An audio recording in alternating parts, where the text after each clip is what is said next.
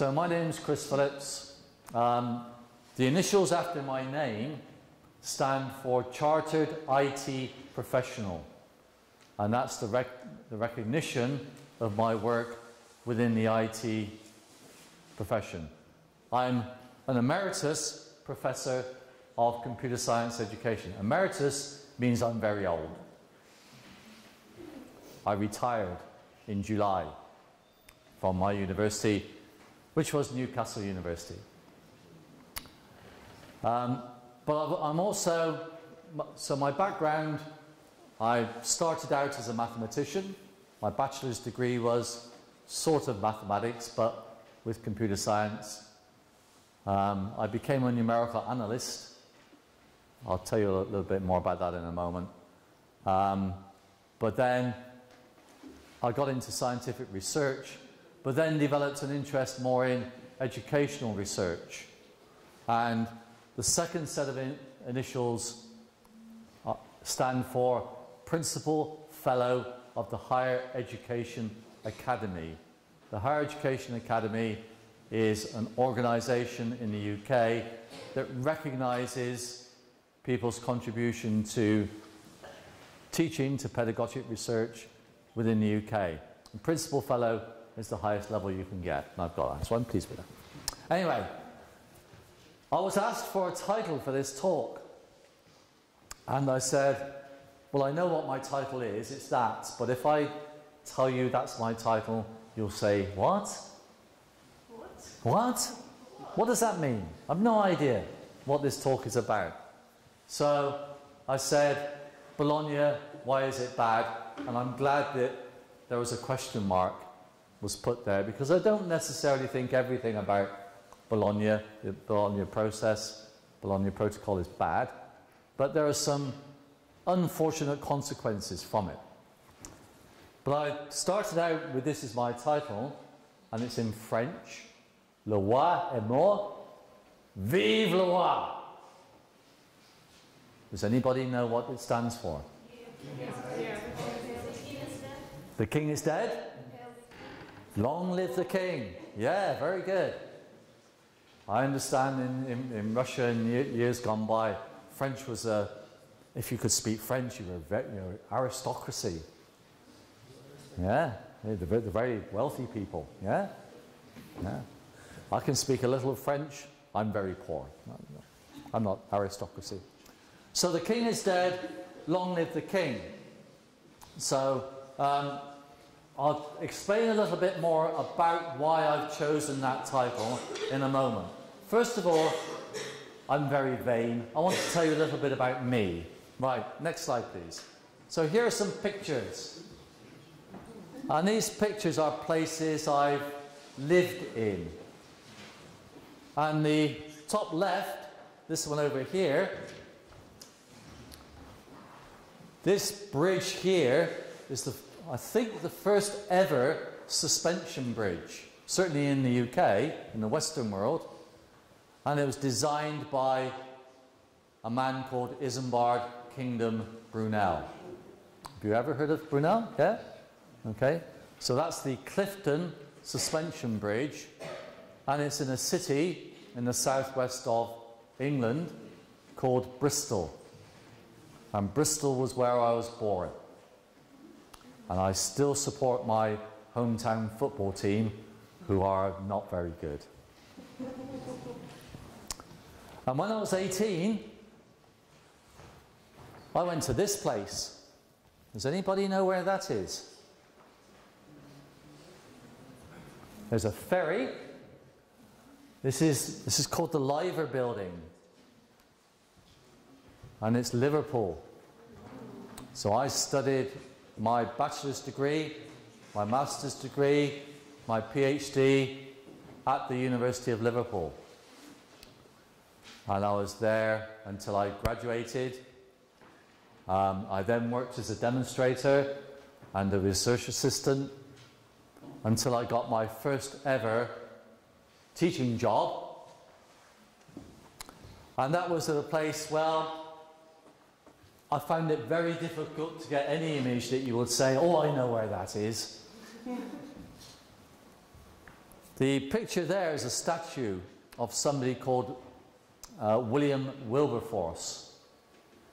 William Wilberforce was a British politician, and this comes back to a connection I'm going to make in a moment. William Wilberforce fought strongly for the abolition of slavery in the UK. Both Bristol and Liverpool were centres of places where slaves were shipped. So they were taken from Africa up to Bristol and Liverpool and then shipped out to the Americas where they worked. And William Wilberforce worked strongly to try to get rid of slavery and eventually, thankfully, did. Thank you. So the place there is Hull, the University of Hull. And Hull is, if you have Liverpool here and Manchester, Leeds, and you keep going that way until you get to the east coast of England, not France. France is down here. You get to Hull. And then, I was there for 5 years. I moved to this place. Here. And this is the River Tyne. And the bridge is the Tyne Bridge, not surprisingly. Actually, I need to be clear. So, Newcastle, which is where I worked, this side, and on the other side of the bridge, it's a different city. It's called Gateshead. But Newcastle, this side of the bridge. And I moved there in 1984 when I was 18. No, I was much older. 34. I moved to Newcastle and studied there. Looking at that bridge, does it remind you of any other bridge in the world? Does that remind you of any bridge you've seen elsewhere? Think Australia. Think Sydney. The Sydney Harbour Bridge. And there is a debate whether, well, certainly the Tyne Bridge came before the Sydney Harbour Bridge. And there was a debate that the Tyne Bridge was the prototype for the Sydney Harbour Bridge. The Sydney Harbour, where was this? Any idea where the Sydney Harbour Bridge was built? Not Sydney. Not Australia. The Sydney Harbour Bridge was built in England, in a place called Middlesbrough, which is about 50 kilometres south of Newcastle. And they built it in bits, they manufactured the components, and then shipped it all the way out to Australia and built it there. So I was there in Newcastle as a lecturer, senior lecturer. I became a dean. And then I was asked if I'd like to go to this place in the middle down the bottom. No. It's Singapore, yeah. So this is, that's a hotel, believe it or not. It's the Marina Bay Sands Hotel. And on the top there's an infinity pool. It's a crazy place. To stay there for one night, how much? in euro. So let's say in euro. No. 1,000. No, less. It's about 500 euro to stay for one night in that hotel. Without breakfast. Plus. It's a ridiculous place. So I worked in Singapore because my university, Newcastle, has a branch campus out there. And I was in charge of engineering degrees. I was like a head of department there. And then I retired in July. And then I got this message through, it was actually through Facebook, you fancy coming and working for us for a little while? I said, no, I've retired. Oh, come on. And I ended up in that place in the bottom left. I was there working for 6 weeks in October and November. Anybody know where that is? Not Abu Dhabi. You're very close. It's Dubai. So that tower is the tallest tower in the world. The Burj Khalifa. So I was working in Dubai for six weeks. So I've retired a second time. Hopefully for good this time. Right, thank you. So that was a little bit about me. Right, now let's get back to the title of this talk. I talk a lot. So I need to control tell me when to shut up. Le roi est mort, vive le roi. Come on, everybody, vive le roi. Vive le roi. Try again. Vive le roi. Thank you. So, when Charles VI of France died, he was immediately replaced by Charles VII. And Le roi est mort, vive le roi, the king is dead, long live the king, says that everything's changed and yet nothing has changed. We have a new king, carry on. Fairly soon, the queen of my country, Queen Elizabeth, you've probably heard of, yeah? She's very old, she's over 90. She won't go on forever, she will die, and she will be replaced by King Charles, the however many, I don't know what. If he lives, the Queen may keep living and he may die first, who knows. But it's that point of everything has changed and yet nothing has changed, and the position I want to get to is to say, I want to change everything about the way we teach and you learn. And yes, I don't want to change anything. But there's a different approach, which I came about because in Newcastle, our computer science program, we're changing for delivery in September 2019, and we're taking a rather different approach to the very traditional approach that we've always taken in the past. So, in the UK, we talk about modules. I think you use the term course, yeah? An individual unit of study you call a course.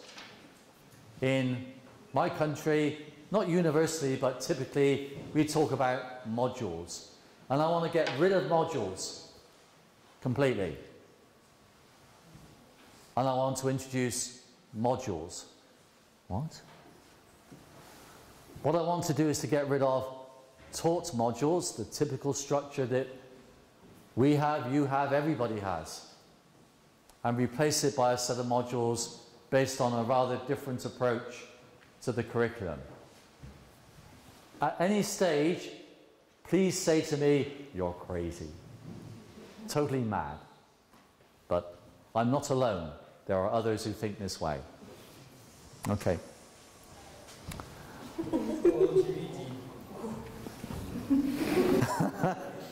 Okay. That wasn't the message. Sorry, did you hear that at the back?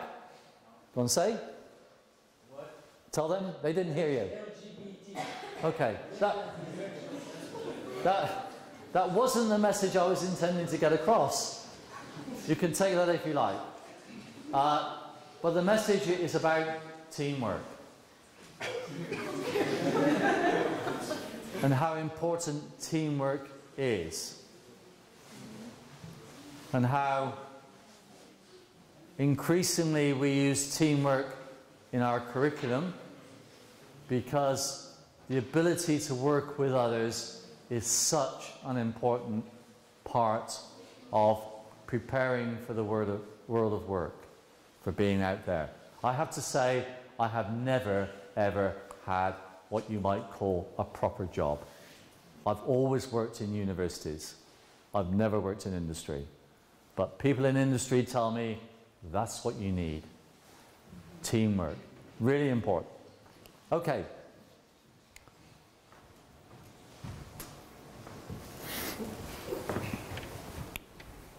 I used to be... You're ahead of me. No, you laugh when I tell the jokes, not when I... No, we are just looking at the picture. You see, we have an examination session in a week. Okay. So on the left-hand side, you've got some mathematics. And I used to be an external examiner for a university in the UK who had a branch campus in Muscat in Oman. And twice a year, I had to go to Oman. Terrible. Somebody has to do it. I did it.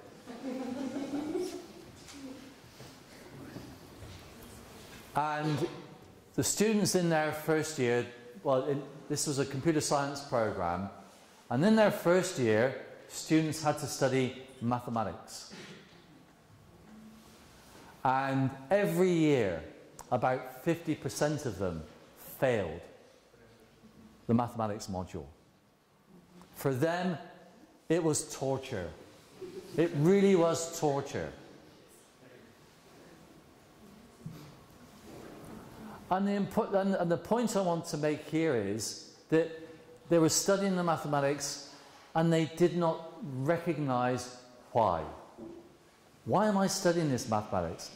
And if you looked at the curriculum in the subsequent years, a lot of the mathematics that they had to study, they didn't use at all. And so I would like you to question, going back, the stuff that you study. I don't know, what year are you in? Year 1, year 2, year 3, year 4? Which years are you? All of them, okay? So think back to your previous years of the stuff you studied. I know this is dangerous territory, very dangerous territory, but sometimes we study things because they are good for us, just because they are good for us. But when we are designing curriculum, we need to be thinking about, well, how does it all build up? And I saw just now a set of prerequisites of your modules, how they all, your courses, how they all fitted together, prerequisites, and how that all fitted together. And there was a pattern there. So if I'm going to study this, I need that. If I study that, I need that. But sometimes as students, you need to be able to recognize that. Otherwise, you're going to think, why am I doing this? But often you need to do that in context. And I said to this university, this is crazy. You're putting these students through torture, and they don't recognize why they're needed, why they're studying that mathematics. A better approach is to teach the mathematics as and when you need it. So rather than separate the mathematics out from a course, a module on computer graphics, you teach the graphics and the mathematics together so that the students can see what the relevance is. There are a couple of other pictures coming up. One more. There is a comedy, or there was a comedy program in the UK called... Sorry? You recognise, great. Where are you? Who said that? Fantastic. Nobody expects the Spanish Inquisition. Fantastic. Does anybody have an idea what he's talking about? Yeah? Okay. Nobody. So this is torturing with... She's being tortured with a comfy chair. And here she's being tortured with the soft cushions. Nobody expects the Spanish... I didn't think anybody would recognize that, so I'm really pleased you did. Okay. Here, is a transcript. It happens to be from an Indian university. You can't see that from the back. Don't worry, it doesn't matter. But you know what a transcript looks like, yeah? When I was a student, there was no such thing. I didn't get a transcript. I got a degree in, my bachelor's degree was in computational and statistical science, and I got a degree class, an upper second. That was it. That's all my certificate says. Doesn't have any of this detail whatsoever. What do you see on a transcript? Marks, yeah? Grades of, they might be percentages, they might be GPA, they might be all sorts. Yeah? What else do you see? Subjects, courses, whatever. Yeah? What else do you see? Signature, colors. Column signature. Credits. Yeah? Typically you'll see some credits associated. And so that might be ECTS, it might be the American credit system, which is totally different, but you know, it could be anything. So that's the typical thing that you see on a transcript. And that is our degree programs are broken up in that form. A student takes a set of courses, modules, whatever you want, and Ina showed me just now a list of the courses, the modules that you take. And so I can see all that and the credit weighting, and then you will get a transcript like this, yes? Do you get one at the end of each year? Or not until the very end? At the very end. Yeah? Okay. Yeah. That I understand. Yeah, I understand. Right, next one. On the left-hand side is the European Union as of today. As of March the 29th, there will be a little bit of that map will disappear.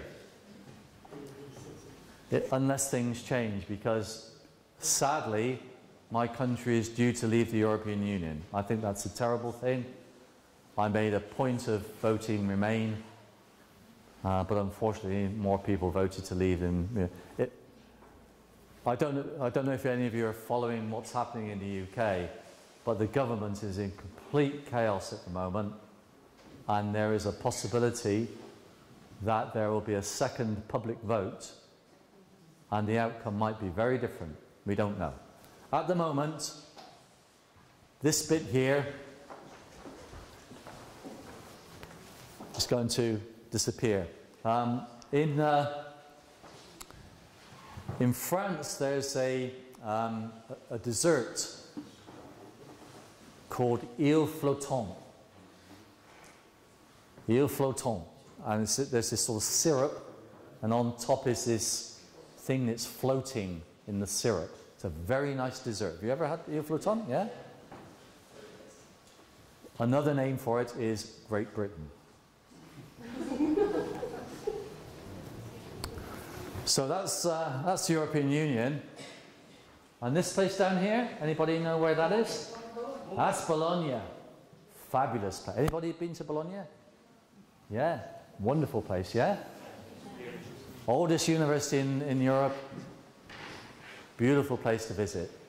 And hopefully I will be traveling with Ina later next year. We will go to Pisa. But I hope you get the opportunity to visit Bologna, visit Florence. Fabulous. So currently, the UK is a member of the EU, and thankfully we are able to participate in Erasmus Plus, and in particular what used to be the Tempus programs and I've been working with Ukrainian universities for 10 years or more. Various list of programs that I've been involved in, working particularly with people in Kharkiv, but also in Odessa. We were debating, how many cities have you been to in Ukraine? Three. Only five? We were having a competition as to how many cities in Ukraine I've been to and how many Tatiana I've been to.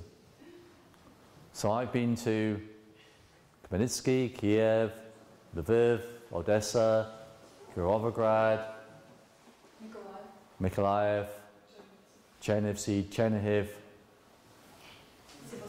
Sevastopol, Yalta, Simferopol,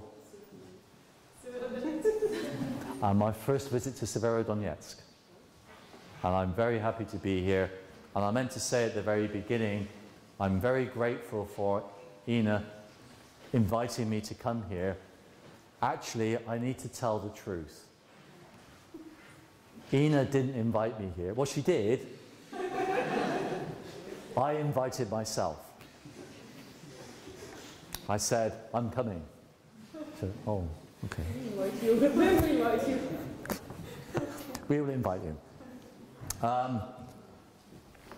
So I have a long history of coming to Ukraine, and when I said I was coming to Severodonetsk, they said, where? And I explained to them whereabouts in Ukraine it was, and they said, really? Is it safe? When I got on I came via Amsterdam, and I got onto the plane at Amsterdam to go to Kiev. And as I'm walking on the plane, the stewardess looks at me and she said, is it safe? I said, yeah, fine. Right, okay. So, the Bologna Accord, eventually I get to the point that I'm trying to make. I just go a long way around to get there. The Bologna Accord describes a common platform for education across the European Union. And I'm particularly looking at higher education. And one of the main reasons for the Bologna Accord is mobility. The European Union wants to be a genuine union and wants there to be complete freedom of movement of peoples.